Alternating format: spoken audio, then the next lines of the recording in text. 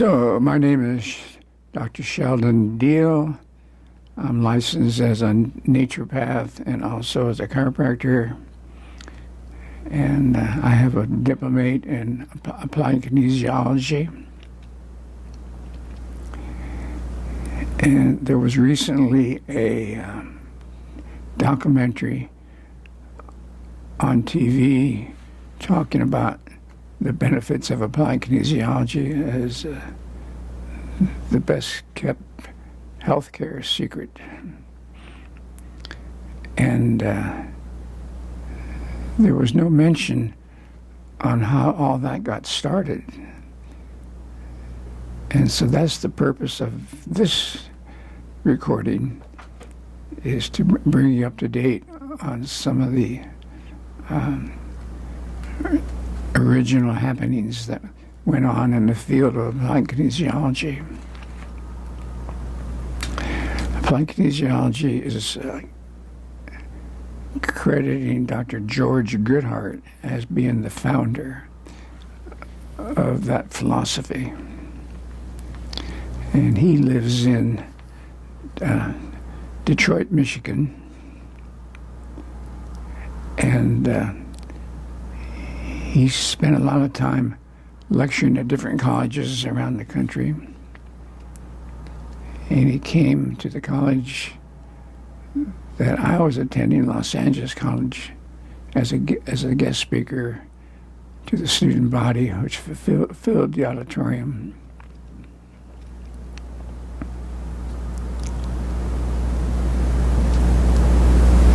He would authorize certain doctors to teach his material. And I had written a paper on acupuncture, why I thought the conception vessel was numbered backwards. And I sent him a copy of it, Dr. Goodhart. And he was sufficiently impressed with the paper that he invited me to be a study group leader. And study group leader was the designation for the people that he authorized to teach the applied kinesiology material. And he would publish the list of the study group leaders in a magazine called Chiropractic Economics. And he was writing an article for that magazine every month. And he started including a list of the study group leaders that he had authorized to teach his material. So he liked my paper that I wrote enough that he put me on that list of the study group leaders. And then in 1972, he sent out a letter of all the people on that list we should all meet together at Detroit and share with each other ideas that we had about applied kinesiology. And so that's why I wrote the paper on the conception vessel, which is a meridian in applied kinesiology. And we met at the Metro Hotel, which was on the airport property. And we passed out copies to the other members of what we were going to talk about. So we all got a copy from all the doctors who were there. And we met in consecutive years. First 2 years was at the Detroit airport. And the third year, we met downtown at the Pontchartrain Hotel, which is a large hotel in downtown in Detroit. And at that meeting, they passed out copies of certificates saying that we were charter diplomates of applied kinesiology. So we formed a college specifically to teach that type of material. And it was I who came up with the name, the Dirty Dozen. That was named after a movie that was out at that time. And technically, there were more than 12 of us, maybe 15 of us at that meeting. And now, in those days, people bragged about being a member of that original group. And so, as of today, I'm the only living member left of that original group. And so, purpose of this video that we're making is to bring you up to date on how all this got started.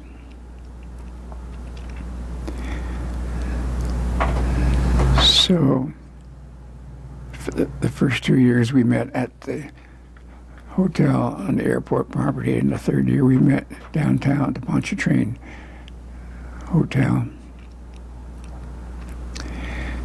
And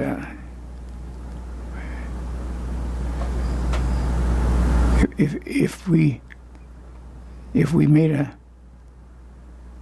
had to submit 100 questions to make up the exam that we were going to give future doctors who wanted to become a diplomate in applied kinesiology. And so we who chose to do that, we submitted 100 questions on applied kinesiology that they could draw from for given future exams of people who wanted to become a diplomat in applied kinesiology. And part of the original discoveries were that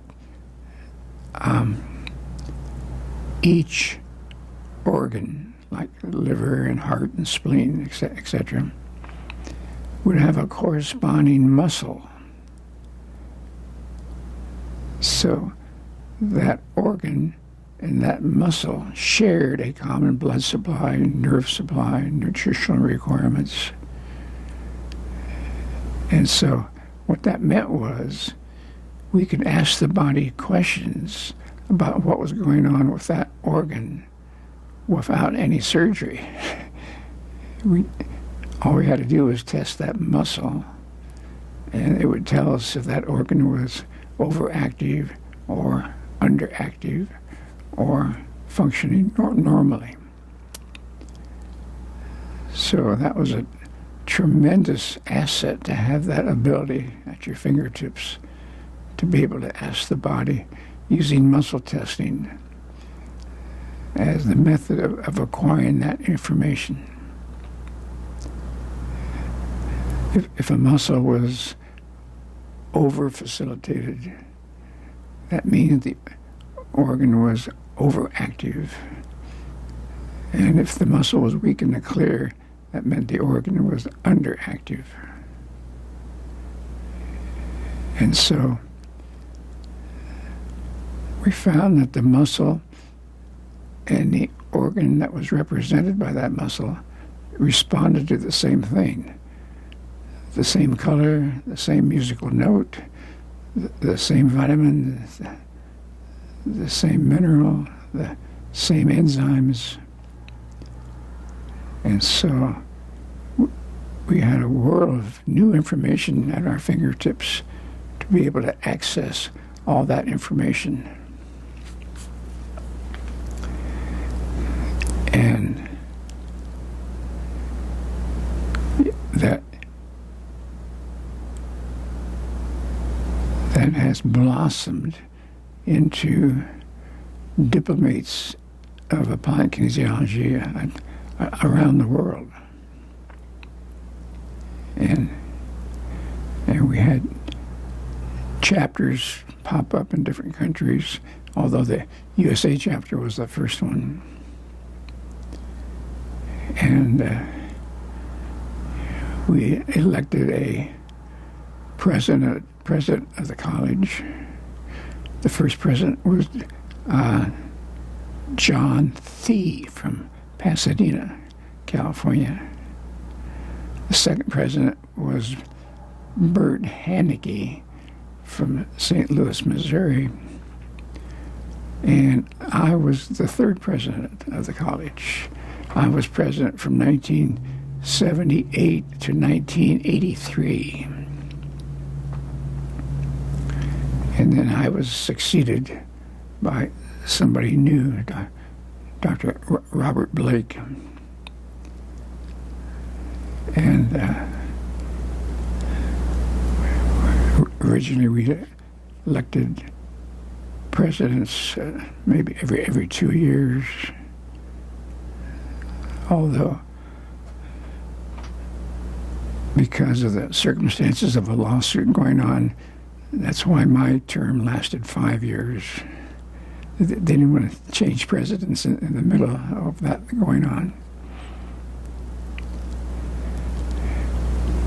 And so you can imagine, you don't have to be a genius to figure out that if you can access what the patient needs nutritionally and what needs to be done mechanically, and you can do all that without making any incisions, that was a tremendous advantage, which has blossomed into applied kinesiology being practiced now all around the country, all around the world. I think the latest count is we have 13 different chapters in 13 different countries around the world. And then the chapters take turns. All the chapters have annual meetings, but the chapters will take turns being the host for the international meeting. And that occurred for the USA chapter just this past year. So that last meeting, we had about 600 members present for our annual meeting, and then we had selected keynote speakers to tell their latest findings on research. All my life, I was an avid skier, and one time I get a phone call from northern Arizona that someone had hit a tree while skiing, and now they couldn't move their legs from the waist down, and they took that person to Sholo, Arizona, where they have a hospital in Sholo, and they did x-rays on him, and the conclusion was that person was going to be paraplegic, that he couldn't move from the waist down.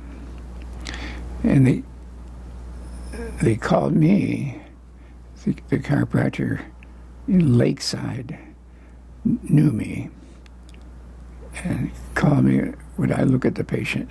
And I said, sure. So they brought him into my office on a stretcher because he couldn't walk. So he was in no condition to be muscle testing his body. So I took the x-ray table out of my x-ray room and I rolled it over into the exam room and put it side by side with the treatment table that was in that room. Then the patient was laying on the treatment table, and a surrogate was laying on the x-ray table.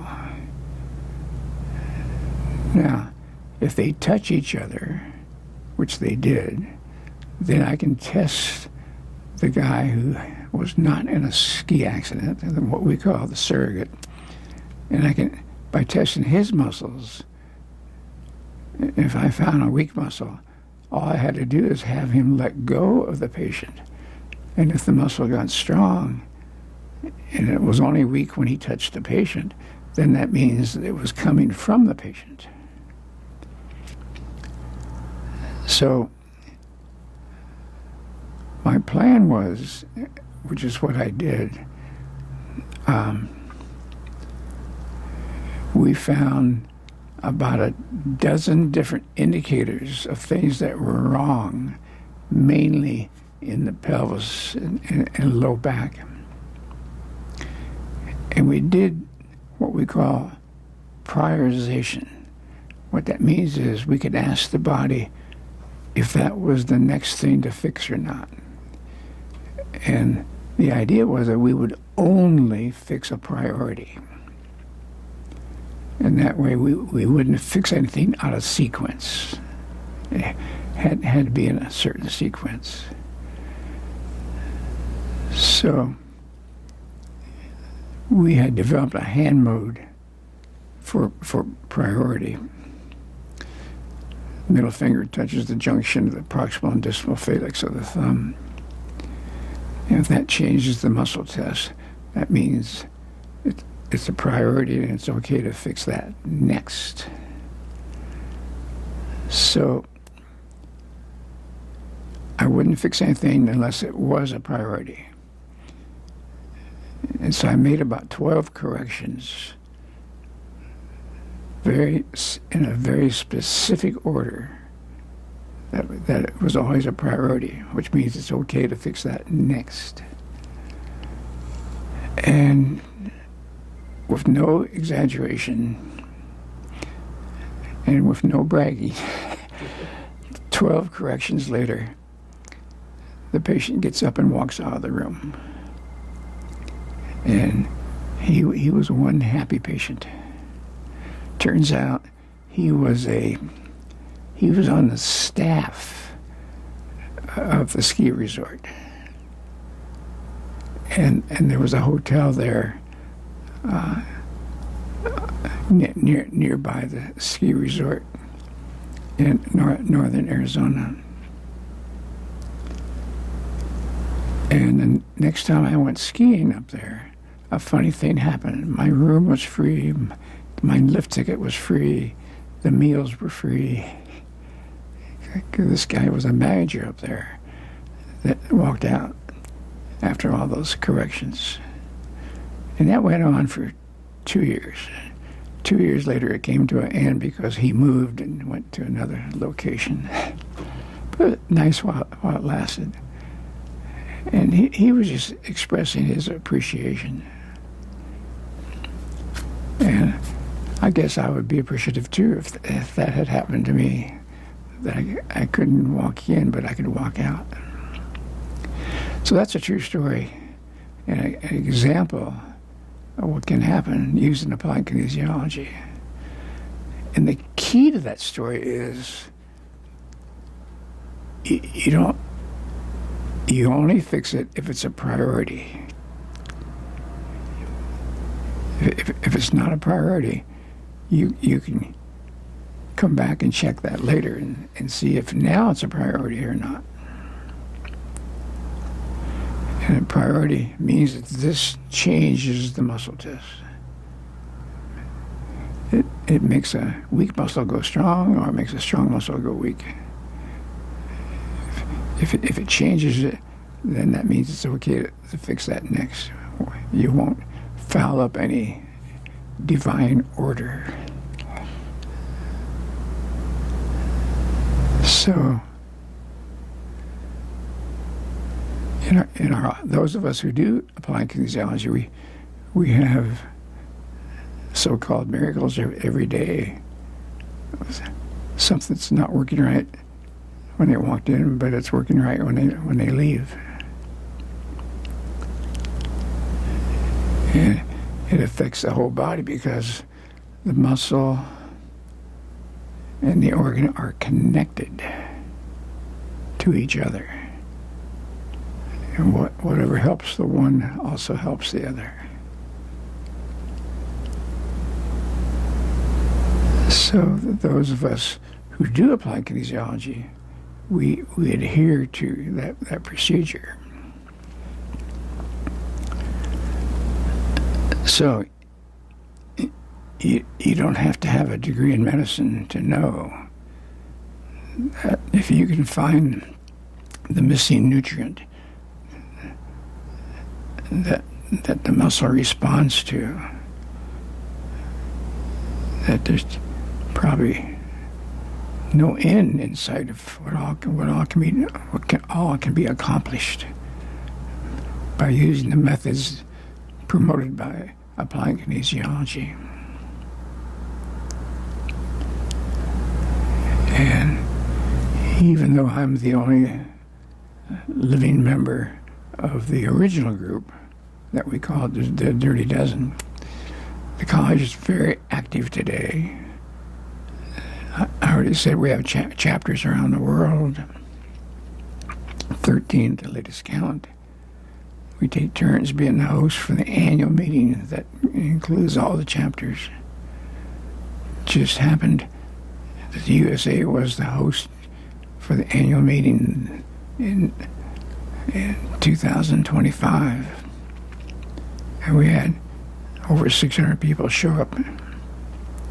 It came from not only the United States, but many other countries were represented there also. To maintain your diplomate status was you had to write a paper that was submitted for publication, and then to maintain your diplomate status, you had to do this at least one annual paper. And then those papers were collected together, printed, and distributed to all members of the college. I originally volunteered to do that job of getting the papers printed, bound in a spiral binding, and I didn't have to do the mailing. The head office did the mailing, but I arranged everything else. That's when you're required to write a paper every year, obviously that forces you to be up to date on the subject that you're writing about. So consequently, applied kinesiology has blossomed and bloomed and has spread around the world. And it's what we call natural, does not require any surgical intervention. But we do correlate it with laboratory findings, not only X-ray findings, but also nutritional requirements. Those of us who practice applied kinesiology, we've learned what nutrients to give to move what laboratory finding was out of range.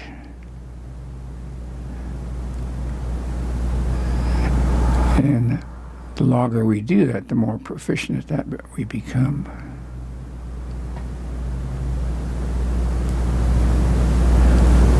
And the rule is, if you want to learn something, teach it, because then you're forced to learn.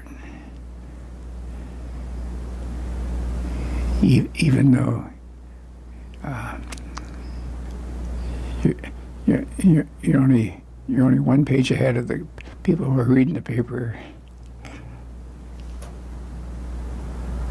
Dr. Goodhart, the founder, said, when we find something, what we do, we run the flag up the flagpole and see who salutes. And that's how we figure out what that thing means that we found.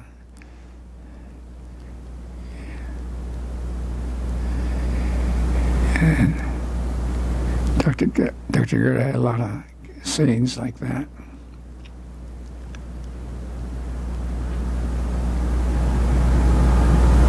Like,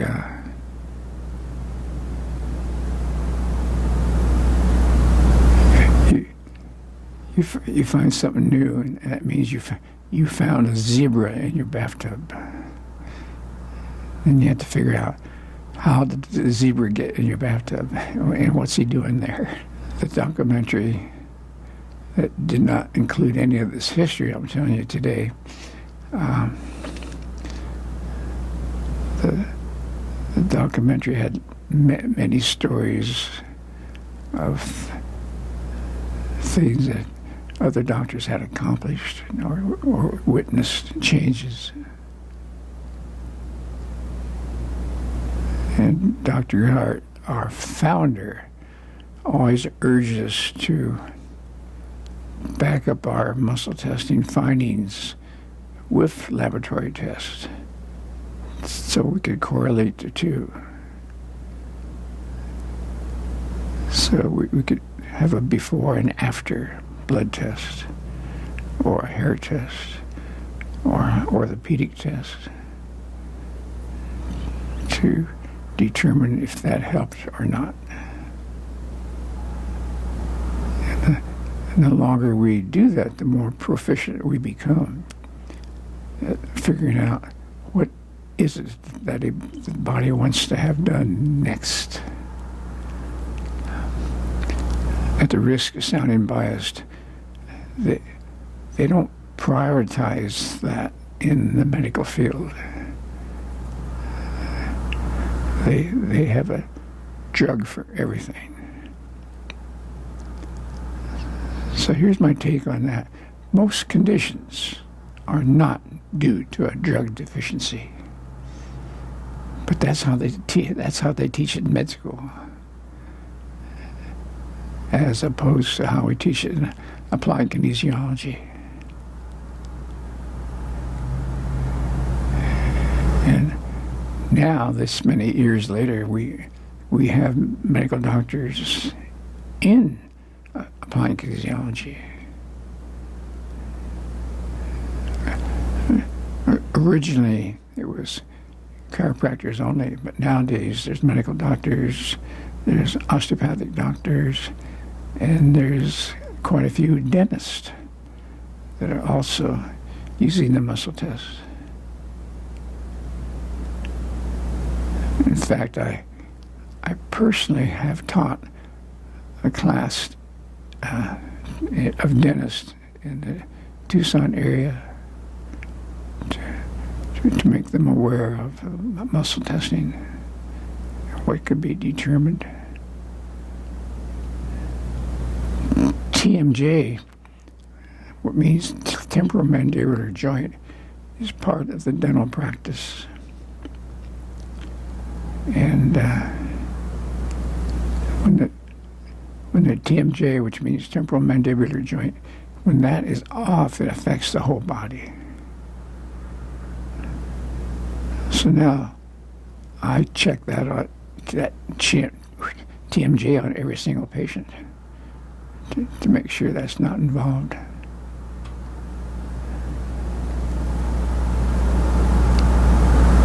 And when you fix the TMJ, you clear a lot of other things. Other things that weren't necessarily a priority. But if the TMJ is a priority, you're way ahead of the game when you fix that, because it helps the entire body. So we have a monthly lecture in Tucson, the first Tuesday of every month. We have we have a lecture mainly on what's new in applied kinesiology. And when I lecture in other countries, I usually try to lecture on what's new in the last 12 months. And so, consequently, several countries will invite me back 1 year later, because there's always new material to cover, new findings.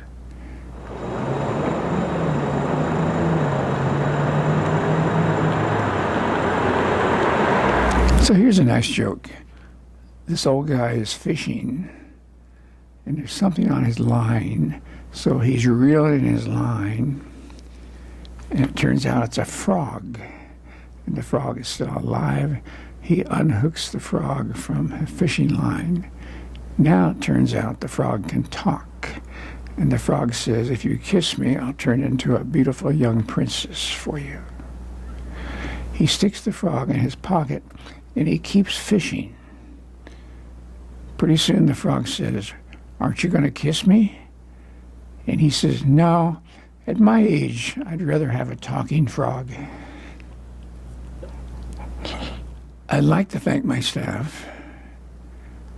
My office manager has been here over 30 years, and my front desk girl has been here over 20 years. So evidently they like it here, because they stuck with me all these years. We have a beginner's workbook in applied kinesiology, and we have a manual of things we've collected over 20 years.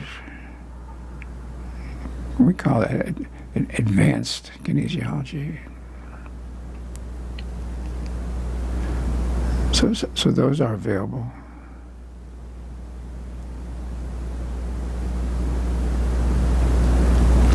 And then I told you we do a nutrition lecture the first Tuesday of every month. Well, that gets recorded on a DVD, and those are available.